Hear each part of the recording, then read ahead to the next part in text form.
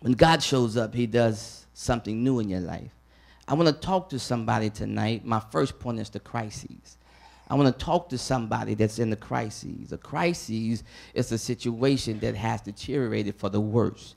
It's a time in your life that it feels like you're out of control. It feels like what's going on in your life, you really can't help it. Some of us come to church and we pretend like we got it together. We pretend like we deliver. We pretend like we okay. But the truth be told, we are in a crisis. But there comes a point in your life that God can never heal what you won't reveal. There comes a time in your life where you say, God, it's me standing in the need of prayer. It's me standing in the need of a blessing. I'm tired of acting like I'm delivered, but I need you to do something in my family before I lose my mind. I need you to do something in my spirit so that I can be refreshed, so that I can praise you for real and not praise you because everybody else getting their praise on. See, when true deliverance comes, you're going to have to fake it. It'll be a part of your testimony because you'll say, look where the Lord has brought me from. Look at the text. Chapter 11 of John talks about a man named Lazarus. Lazarus means whom God has helped. If you live long enough, you will find yourself in a crisis that the only person that can help you is God. Your best friend can't help you. The pastor can't help you. He can give you advice. Your mother and father cannot help you. It's this predicament, it's this place, it's this crisis that you are in. The only person that can help you is God. Is there anybody tonight that says, God, I need you to do this time. I've tried it my way and I keep making a mess of it. I've been praying and it seemed like deliverance haven't come. I've been fasting. I've been trusting you. But God, I need you to show up in my life. Lazarus at a place that only Jesus could help him. Yeah. Tell somebody I'm in a crisis. Yeah.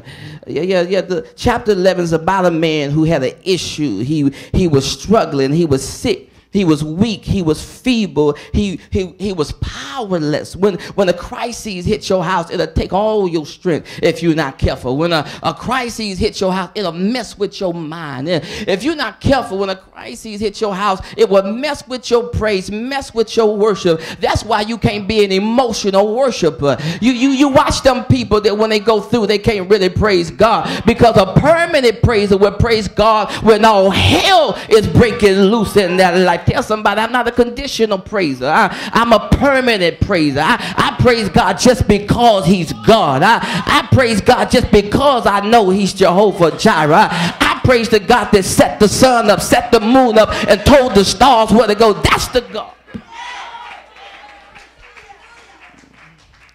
Yeah, he was weak. He was without strength. Yeah, but I want to talk to somebody that's in a situation that's out of your control. Sometimes people come to church will say, no, the preacher's not talking to me. I don't have a crisis in my life. But if you live in check to check, you're going through a financial crisis. If you have more bad days in your marriage than good days, you have a marital crisis.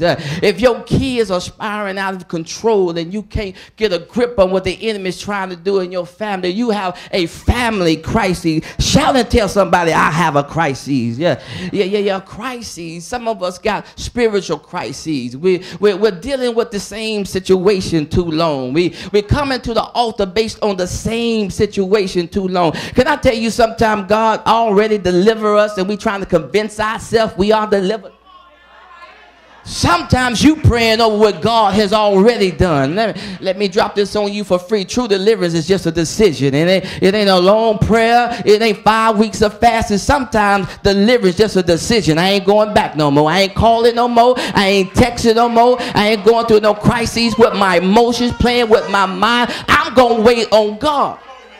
I'm talking to somebody. Let me park right there for a minute. Yeah, you keep going through a bad relationship every 6 months. And what the devil's trying to do is send you through this relationship crisis and mess your mind up. So when the right person come along, you won't be able to know who they are because you're crazy because all the bad relationship that you have to go through. But tell somebody, I'm worth the wait. I may be lonely sometimes. It may seem like a desperate place. But when God shows up and bring the right person, you'll thank God that you waited as long as you did. Lazarus is in a crisis. But watch the text, because Lazarus is in a crisis. But Martha and Mary comes to Jesus and say, Jesus, whom thou lovest, is sick. But the text said that Jesus didn't stay right. He didn't go there. He still abided 2 days in the same place. The reason why Martha and Mary felt like that they can go to Jesus and talk to Jesus about Lazarus and Jesus would move right away, because at this time they were the only people